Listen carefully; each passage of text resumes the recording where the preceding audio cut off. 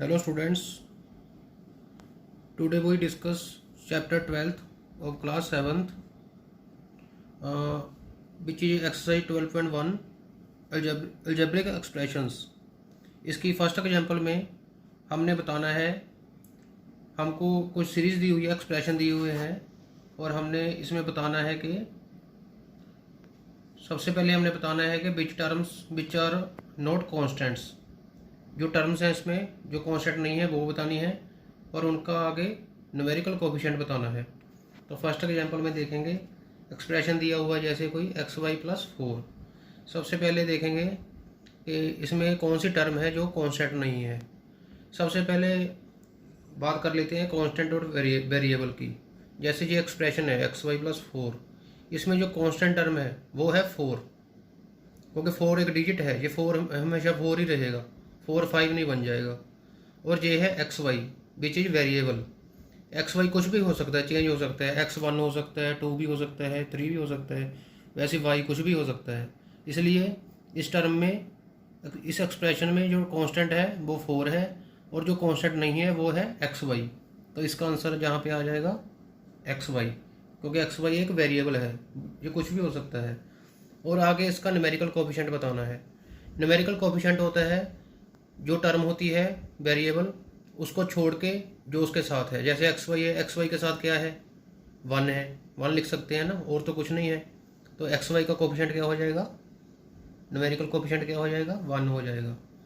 उसी तरह next example में 13 - y², ये एक्सप्रेशन गिवन है। अब इस वाले में कांस्टेंट टर्म कौन सी है, 13 है, और term which is not constant वो है -y², माइनस साइन भी इंक्लूड करेंगे तो ये -y² हो जाएगा, क्योंकि y एक वेरिएबल टर्म है, y कुछ भी हो सकता है। इसलिए इसका टर्म जो है जो कांस्टेंट नहीं है वो है -y²। अब न्यूमेरिकल कोफिशिएंट क्या होगा, इसको भूल जाओ, y² को, y² के साथ क्या लगा हुआ है, माइनस, तो यहाँ पे -1 आ जाएगा।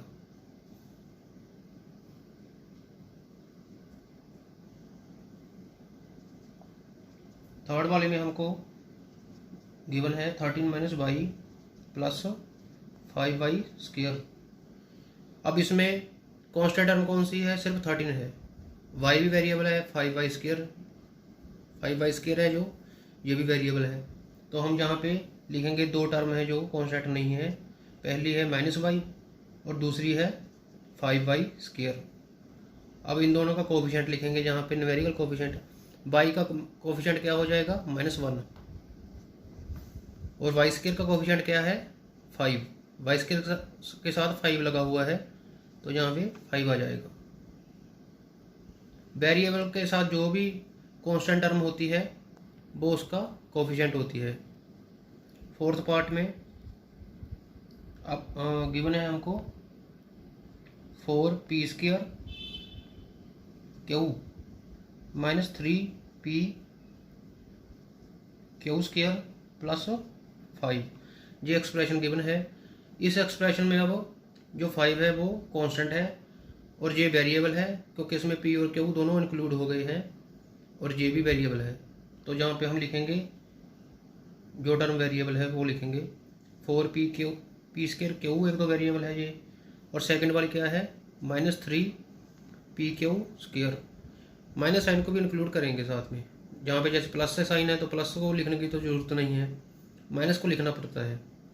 इसलिए अब ये दो टर्म है जो कांस्टेंट नहीं है, इनका न्यूमेरिकल कोफिशिएंट लिखेंगे। p²q का क्या है कोफिशिएंट, 4 लिख देंगे। p² का क्या है, -3, क्योंकि इसके आगे -3 है इसलिए -3 यहाँ आ गया। तो ये हमारी फर्स्ट एग्जांपल कंप्लीट हो गई। सेकंड एग्जांपल है, इसमें हमको फाइंड आउट करना है कि what are the coefficients of x in the following expressions. ये हमको 4 एक्सप्रेशन दिए हुए हैं और हमने फाइंड आउट करना है कि कोफिशिएंट ऑफ x क्या है इन सभी में। तो हम सबसे पहले एक्सप्रेशन लिख लेंगे ऐसे सभी के, उसके बाद टर्म विद फैक्टर x। अब इस वाले एक्सप्रेशन में हमने वो टर्म लिखनी है जिसमें x फैक्टर है, जैसे 4x - 3y है, इसमें एक्स कहाँ पे है, 4x में है ना, 3y में तो नहीं है। तो यहाँ पे टर्म लिख लेंगे 4x, term with factor x is 4x। Coefficient of x का क्या है इसका अब 4। उसी तरह सेकंड वाले में टर्म विद फैक्टर x क्या होगी, ये तो 8 है कांस्टेंट है, ये y है, हमको x वाली टर्म चाहिए, x वाली सिर्फ यही है माइनस एक्स का कोफिशिएंट ऑफ x क्या हो जाएगा -1। x का कोफिशिएंट देखना है, -1 है ना, -1 लिख लेंगे। उसी तरह थर्ड वाले में y square x minus y है। अब x वाली टर्म देखनी है, ये तो y है सिंपल, x नहीं है इसके साथ तो ये नहीं आएगी। यहाँ पे x है तो वाई स्क्वायर एक्स लिख लेंगे यहाँ पे। अब कोफिशिएंट ऑफ x क्या होगा, x के साथ क्या लगा हुआ है वाई स्क्वायर, तो इसका कोफिशिएंट क्या हो जाएगा वाई स्क्वायर। x के साथ देखना है बस, x के साथ क्या है वाई स्क्वायर, तो वाई स्क्वायर इसका कोफिशिएंट हो जाएगा। और नेक्स्ट है फोर्थ पार्ट, ये गिवन है 2z माइनस 5xz।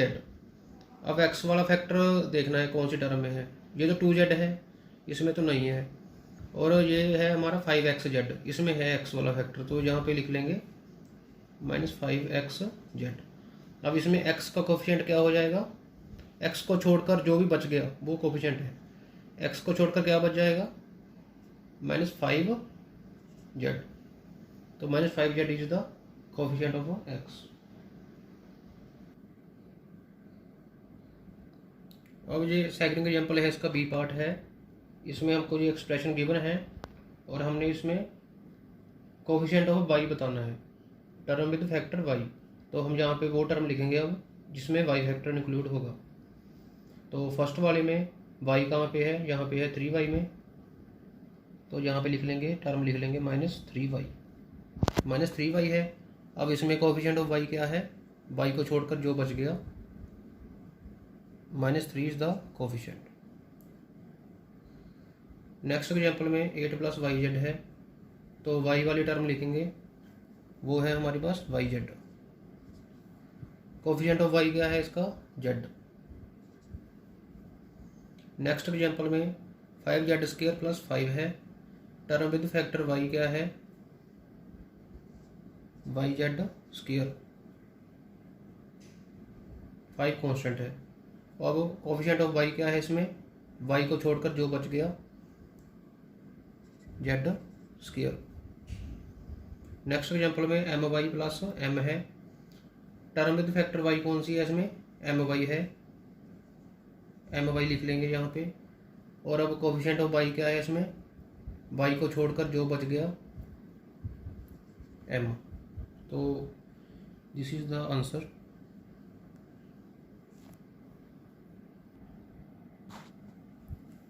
आगे हमारे पास टॉपिक है लाइक एंड अनलाइक टर्म्स। जैसे हमको ये एक्सप्रेशन दिया हुआ है, इसमें बताना है हमने लाइक एंड अनलाइक टर्म्स कौन सी है। लाइक टर्म्स वो होती हैं जिनके अलजेब्रिक फैक्टर सेम होते हैं। फैक्टर क्या होते हैं, जैसे हमारे पास 8 है, 8 के फैक्टर क्या होंगे 2 × 2 × 2। जिन चीज़ों से मिलकर वो चीज़ बनती है उसको फैक्टर बोलते हैं। जैसे 2xy है, 2xy किससे मिलकर बना है 2 से, x से और y से। 2 × x × y is equal to 2xy। उसी तरह 3x किससे मिलकर बना है 3 × x से। 5xy किससे मिलकर बना है 5 × x × y, 4 तो कांस्टेंट है। तो अब हमने बताना है लाइक टर्म्स कौन सी हैं। तो अलजेब्रिक फैक्टर जिनके सेम है, अलजेब्रिक मतलब जो वेरिएबल टाइप एक्स वाई हैं जो ये जिनके सेम है, जैसे 2xy हैं, 2xy और 5xy हैं, इनके ये जहाँ पे भी xy है जहाँ पे भी xy है ये कांस्टेंट है, तो ये सेम अलजेब्रिक एक्सप्रेशन हो गया, इनका फैक्टर सेम है इनका अलजेब्रिक, इसके भी xy हैं इसके भी xy हैं, तो ये हमारे पास लाइक टर्म्स हो गई। 2xy and 5xy are like terms. और जैसे अब 2xy और 3x देखना है, ये और ये देखनी है, तो इनके अलजेब्रिक एक्सप्रेशन सेम नहीं है, जहाँ पे एक्स वाई है, जहाँ पे सिर्फ एक्स है, तो ये क्या हो गई, अनलाइक, ये अनलाइक टर्म्स हो गई आपकी। उसी तरह से 2xy और 4 ये भी अनलाइक हैं, क्योंकि यहाँ पे xy है, जहाँ पे xy नहीं है, सिंपल 4 है, तो ये भी अनलाइक हो गई हमारी। उसी तरह से 3x और 5xy, 3x और 5xy इनके भी अलजेब्रिक एक्सप्रेशन फैक्टर हैं जो सेम नहीं है। इसका एक्स है सिर्फ जहाँ पे एक्स और वाई दोनों हैं, तो ये भी अनलाइक टर्म्स हो गई। तो इस वाले में सिर्फ 2xy और 5xy ही लाइक टर्म्स हैं, बाकी सभी अनलाइक टर्म्स हैं। आगे टॉपिक है हमारे पास मोनोमियल्स, बाइनोमियल्स, ट्राइनोमियल्स और पॉलिनोमियल्स। ये बताने हैं हमने भी क्या होते हैं। तो जिस एक्सप्रेशन में सिर्फ एक ही टर्म हो उसे बोलते हैं मोनोमियल्स। मोनो मीन्स सिंगल, एक ही टर्म हो जिसमें, उसको मोनोमियल्स बोलते हैं। फॉर एग्जाम्पल 7xy, 7xy अब एक ही टर्म है। वैसे -5m ये भी एक टर्म है। 3z² ये भी एक ही टर्म है। और 4 जैसे 4 कांस्टेंट है, ये भी एक ही टर्म है। तो जिस एक्सप्रेशन में एक ही टर्म हो उसको मोनोमियल्स बोलते हैं। बाइनोमियल्स क्या होता है? बाई का मतलब होता है दो। जिस एक्सप्रेशन में दो अनलाइक टर्म्स हों, अगर लाइक टर्म्स होंगी दो तो वो तो ऐड ही हो जाएंगी, वो एक बन जाएगी फिर। तो हमको दो अनलाइक टर्म्स चाहिए। तो इसकी एग्जांपल क्या है? जैसे x प्लस वाई। अब x एक टर्म है, प्लस उसके बाद सेकेंड टर्म y शुरू हो गई यहाँ से, तो ये एक और ये दो, ये x प्लस वाई है जो बाइनोमियल है। जैसे m-5, m एक टर्म हो गई, 5 दूसरी टर्म हो गई। जैसे a² - b², a² है जो, ये एक टर्म हो गई, ये दूसरी टर्म हो गई। तो जिस एक्सप्रेशन में दो अनलाइक टर्म्स हों उसको बोलते हैं बाइनोमियल्स। जो सभी अनलाइक टर्म्स हैं और दो टर्म्स हैं।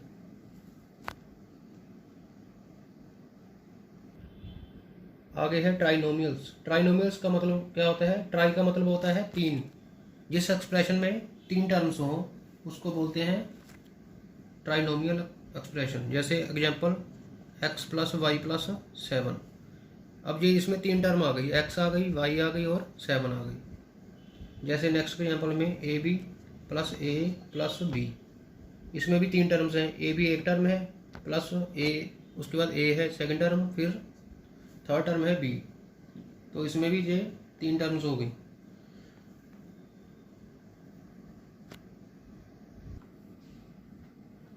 अब जैसे इस एग्जांपल में है x plus y plus 5x, तो ये भी ट्राइनोमियल नहीं है, क्योंकि x और 5x ये दोनों सेम टर्म आ गई, लाइक टर्म्स आ गई, जो कि x प्लस 5x क्या बन जाएगा? 6x plus Y. तो ये बाइनोमियल बन गया हमारे पास। तो अनलाइक टर्म्स होना चाहिए ट्राइनोमियल के लिए भी, नहीं तो वो टर्म्स ऐड होकर एक टर्म बन जाएगी, तो ये ट्राइनोमियल नहीं है। आगे हमारे पास है पोलिनोमियल्स। पोलिनोमियल्स की डेफिनेशन होती है कि कोई भी एक्सप्रेशन जिसमें एक या उससे ज़्यादा टर्म्स हों उसे पोलिनोमियल बोलते हैं। तो इस वाले में मोनोमियल्स, बाइनोमियल्स और ट्राइनोमियल्स तीनों केस आ गए, तो वो सभी को हम पोलिनोमियल कहेंगे।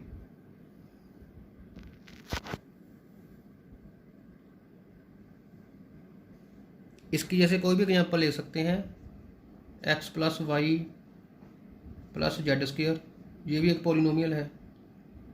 5x है, ये भी पोलिनोमियल है। 5x² प्लस 3y, ये भी पोलिनोमियल है। तो कुछ मतलब कि मोनोमियल्स, बाइनोमियल्स, ट्राइनोमियल्स कुछ भी हो सकता है, जो सभी पोलिनोमियल्स होते हैं।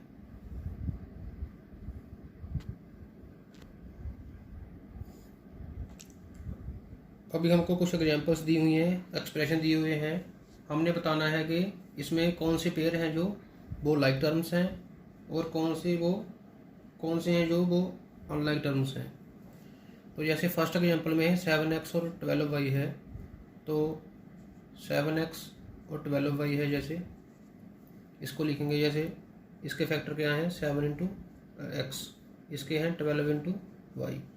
तो जहाँ पे अलजेब्रिक जो है फैक्टर हैं जो वो इसके अलग अलग हैं, जहाँ पे एक्स है जहाँ पे वाई है, तो ये अनलाइक टर्म्स हो गई।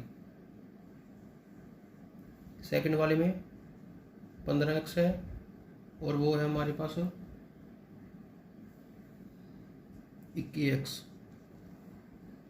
तो ये बन गया 15 इंटू एक्स, और ये हमारे पास है -20x। अब 15 और 21 तो कांस्टेंट टर्म्स हैं, इनको नहीं देखना, हमने जो उसके साथ वेरिएबल है अलजेब्रिक है जो उसको देखना है। तो जहाँ पे भी x है यहाँ पे भी x है, और ये दोनों सेम है, x और x सेम है, तो ये हमारे पास लाइक टर्म्स हो गई। तो ये है हमारे पास लाइक टर्म्स। नेक्स्ट एग्जांपल में -4ab है और 7ba,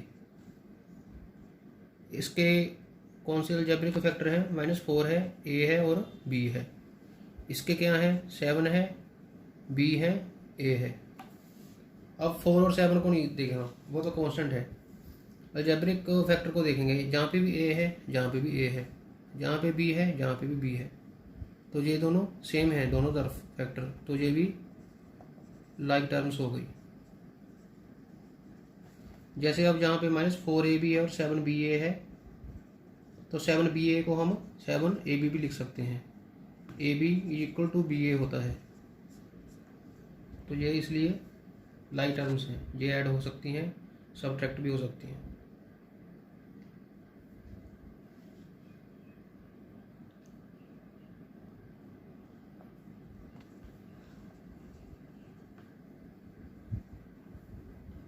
फर्स्ट वाला पार्ट में वो अनलाइक टर्म्स है। फोर्थ पार्ट में है 3xy और 3x, इसको अलग अलग लिखेंगे, 3xy इसको ऐसे लिख सकते हैं, इसको कैसे लिखेंगे 3 और x। अब देखना है कि ये लाइक टर्म्स हैं या नहीं, तो 3 है, इसको तो जैसे चाहे ना भी देखो, और अलजेब्रिक फैक्टर देखेंगे। अब x है यहाँ पे भी x है, यहाँ पे y है लेकिन यहाँ पे y नहीं है, इसलिए ये अनलाइक टर्म्स हो गई।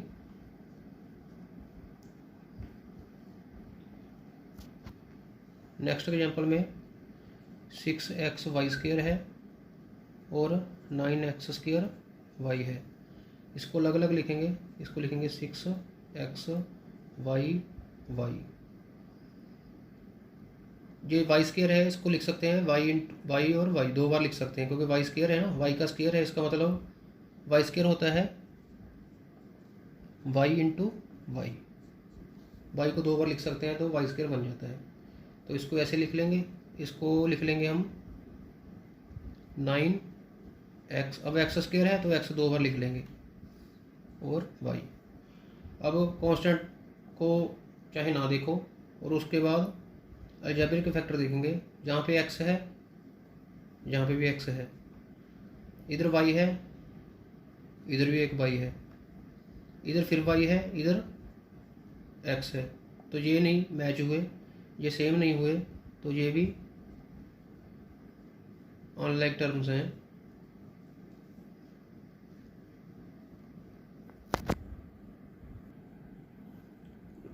सिक्स्थ एग्जांपल है pq² और -4pq² है, तो हमने बताना है कि ये दोनों टर्म्स लाइक हैं या अनलाइक हैं, तो इसको अलग अलग लिखेंगे, pq² को pq, इसको अलग अलग लिखेंगे -4pq।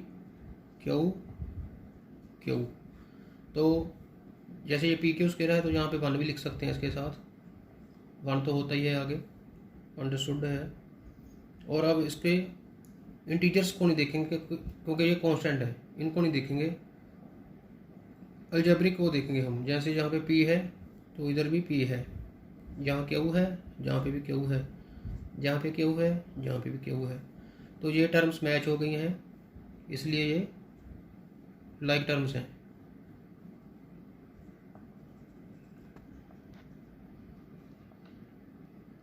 जो लाइक टर्म्स होती हैं वो ऐड और सब्ट्रैक्ट हो सकती हैं, वो हम आगे करेंगे। अब हम एक्सरसाइज शुरू करने जा रहे हैं। एक्सरसाइज 12.1, उसका सम नंबर फर्स्ट है। इसमें हमको एक स्टेटमेंट दी हुई है और हमने इसका एक्सप्रेशन बनाना है जहाँ से। तो फर्स्ट एग्जांपल में हमको फर्स्ट सम में गिवन है subtraction of z from y. Subtraction of z from y, इसका मतलब है वाई में से जेड को सब्ट्रैक्ट करना है, तो ये हो जाएगा Y minus Z. Subtraction of z from Y, Y में से जेड को सब्ट्रैक्ट करना है, तो Y minus Z is the answer. ये इसका फर्स्ट पार्ट है। सेकंड पार्ट में 1/2 of the some of the numbers x and y. X and Y के सम का हाफ करना है, तो 1/2 का मतलब क्या हो गया, हाफ हो गया। 1/2 of sum of the numbers x and y, x plus y का हाफ करना है। ऑफ का मतलब होता है multiply, 1/2 into x plus y. इसको लिख सकते हैं एक्स प्लस वाई अपॉन 2। तो this is the expression. Third part में the number Z multiplied by itself. Number Z को जेड से मल्टीप्लाई करना है, तो एक्सप्रेशन क्या हो गया, जेड इंटू जेड, वो बन जाता है Z square. Z into Z क्या हो जाएगा, जेड स्क्वायर हो जाएगा, जेड 2 बार आ गया ना। फोर्थ पार्ट में 1/4 of the product of numbers P and Q. 1/4 करना है किसका, of the product of numbers P and Q. P and Q का प्रोडक्ट करना है, पी इंटू क्यू कर देंगे, जो बन जाएगा, ऑफ होता है मल्टीप्लाई, पी इंटू क्यू होता है पी क्यू, तो इसको लिख सकते हैं पी क्यू बटा 4। तो this is the expression.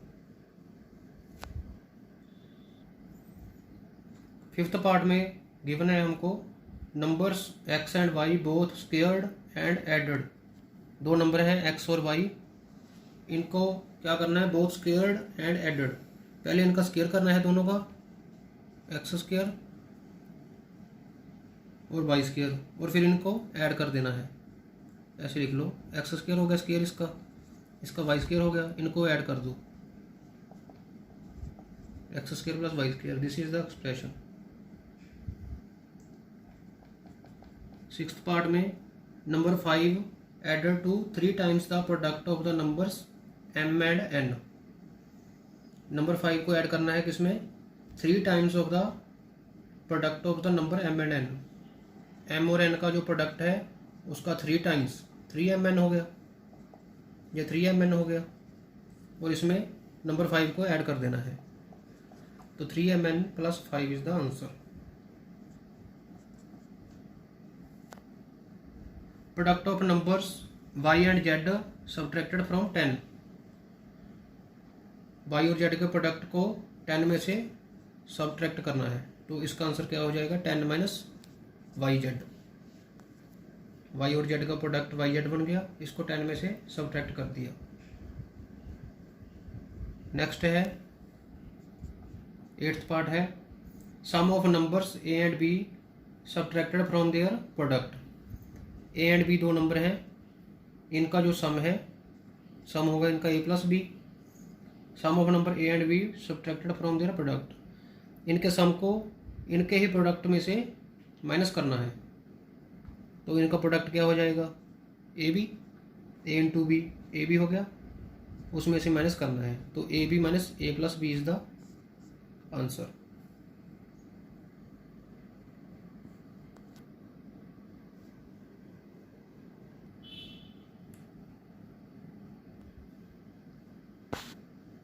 Second sum है, इसमें हमको फाइंड आउट करना है कि identify the terms and their factors in the following expressions, show the terms and factors by tree diagram. तो फर्स्ट एग्जांपल जैसे गिवन है x माइनस 3, तो हम ट्री डायग्राम बनाएंगे इसका, जैसे यहाँ पे एक्सप्रेशन लिख लेंगे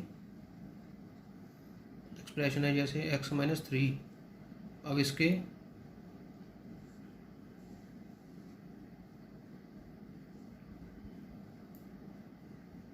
यहाँ पे टर्म्स लिख लेंगे।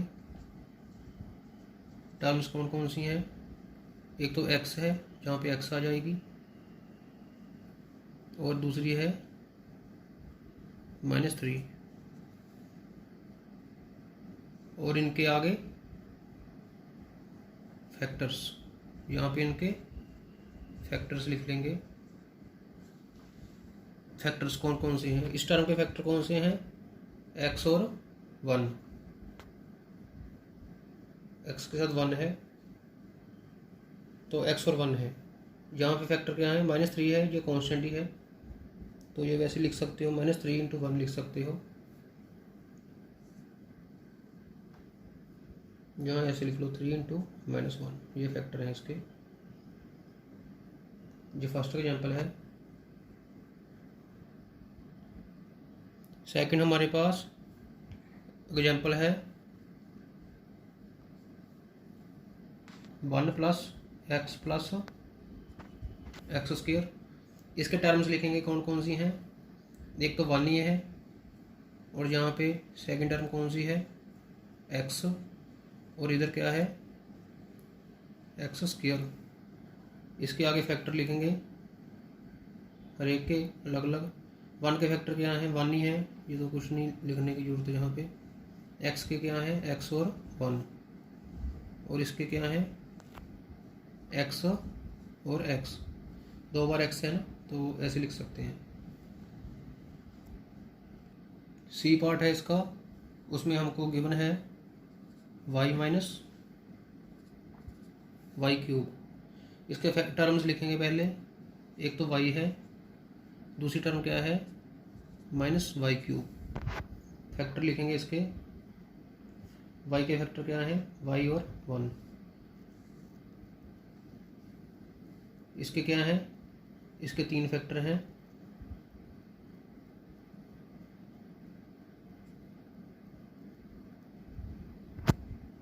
एक तो -y होगी, y होगी, और तीसरी भी y होगी। y 3 बार है, और एक y के साथ -1, तो इसके फैक्टर हैं ये।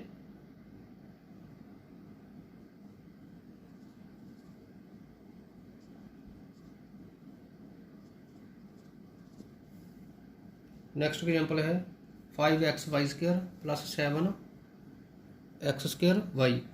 इसमें टर्म्स लिखनी है। अब कौन कौन सी हैं? एक तो ये टर्म है हमारे पास फर्स्ट 5xy²। सेकंड टर्म कौन सी है? 7x² y। इनके फैक्टर लिख लेंगे। अब इसके फैक्टर कौन कौन से हैं?